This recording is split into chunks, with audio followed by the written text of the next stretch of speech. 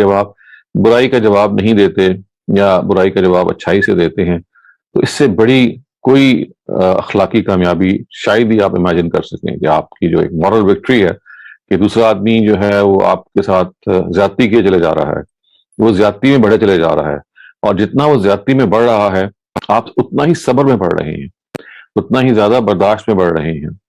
यही वो चीज है जिसके बारे में हम समझते हैं कि इंसान रवैया अख्तियार करे तो फिर वो पत्थरों को भी पिघला देता है। और ऐसे ऐसे सूरमा जो इनकार करने पे तुले होते हैं, सिर्फ इस अच्छे रवैये की वजह से अपने अंदर तब्दीली ले आते हैं। ये बात भी ठीक है कि हर इंसान ऐसा नहीं होता, बहुत सारे लोग ऐसे होते हैं कि आप नरम रवैया भी मुसलसल इख्तियार किए रहें तब भी वो नरम नहीं पड़ते।